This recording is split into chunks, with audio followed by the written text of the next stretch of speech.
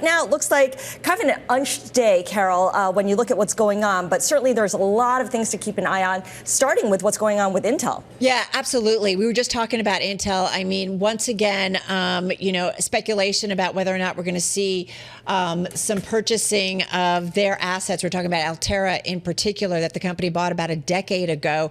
And you've got Intel up, about 16%. That's after a 23% gain last week. So a lot of attention on that one. Certainly one of my gainers today. I do also want to note that we are waiting to hear from President Trump, who's down in Mar-a-Lago. He's set to speak to the press in just a few minutes. Vonnie, we are going to take those comments live when he does start to speak.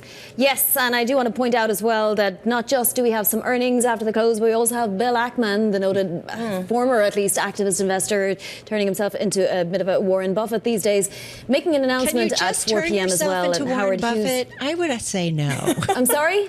Can you just turn yourself into Warren Buffett? I would say no. It's a long process. There's many decades to go before he can say that. But certainly trading in Howard Hughes Corporation is up by a factor of about 5 today. So we'll see what happens there. All right, well, we'll bring you all the details when they cross. But let's not forget as well, the S&P 500 is near that record high. Vonnie, you've been on record watch. What number are we watching for again? What was it, 6118? That was a 61.18, and look at it right now, 61.29 for the S&P 500. That is up by 1/4%. So if it holds, it does look like this could be that record high. Again, that's even higher than our intraday high. Yeah, we've been kind of percolating around these levels for a while. Watch on record watch. Again, up 1/4% for the S&P 500. Dow Jones Industrial Average basically unchanged here, up 10 points. The Nasdaq Composite Index gaining about 1/10%. And in terms of the Russell 2000, I almost said 3,000, but that would have been wrong. The Russell 2000 at the moment is also higher by 0.5%. So it is the outperformer on the day, Carol. Yeah, and fascinating to see some buying into the close here on all of those major equity averages. As for the S&P 500, despite just up 15 points on the day, Scarlet, most names in the index are higher today. 359 actually gaining ground on this Tuesday, 142 to the downside. Yeah, that late lift in the equity index pushing up a lot of the sectors as well. Let's look at the IMAP. A lot of green there. So let's start with the decliners. Communication services falling, and Meta is a big reason why. I think it ended its 20-day winning streak. Is that right? Hey, come on. Oh, okay. Sorry, I'm getting ahead of Tim. Sorry. Okay, I won't say anymore. Consumer discretionary and healthcare stocks in the red. Energy, materials, and utilities leading the gains today. Wow, a little sensitivity there. Yeah. All right, let's get to some of the individual gainers. We'll save the decliners for Tim. Intel, obviously, on my list. It is the number 2 gainer in the S&P 500. I believe it's the number 1 gainer in the NASDAQ 100. The stock up about 16% here in today's session. Obviously, we just saw, 20 minutes ago, Silver Lake coming out in exclusive talks to acquire a majority stake in Intel's programmable chips unit. We're talking about Altera. This is according to people with knowledge of the matter. So again, Intel looking to kind of reshape its future, and it's been talking about kind of getting rid of some of its assets. So Intel definitely on the move. Supermicro, I also want to mention that it's up about 17%, 16.5% to be exact. It too is the top gainer in the S&P 500, extending gains for a 4th consecutive session. The company issuing an aggressive long-term revenue outlook and pledged to meet a NASDAQ deadline to file audited financial results. So definitely getting a lot of love here among the bulls on Wall Street on this Tuesday. And then Constellation Brands, it's up about 4% here. Value play, I don't know. It's definitely a stock that's been beaten up. Shares rallying after Berkshire Hathaway reported a new position in the maker of Corona and Modelo. Stock has lost more than 30% in the past year and is down about 20% year to date. So definitely some movement in that one. All right, Tim.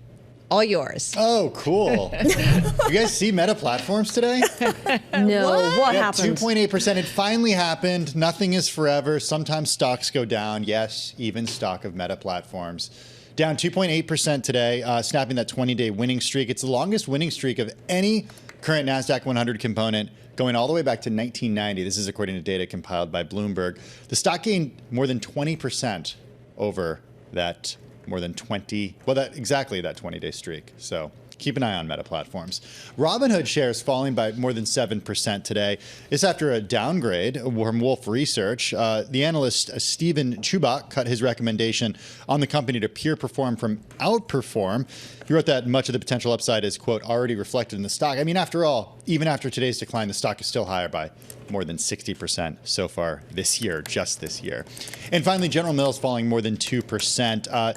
We had executives today at the CAGNY conference down in Florida. Jeffrey Harmening, the company's CEO, said, quote, "It's been a volatile couple of months." He cited Nielsen movement data, customer orders, and government, particularly tariffs, said that North American retail has been a, quote, "couple of points lighter than expected post the Thanksgiving holiday."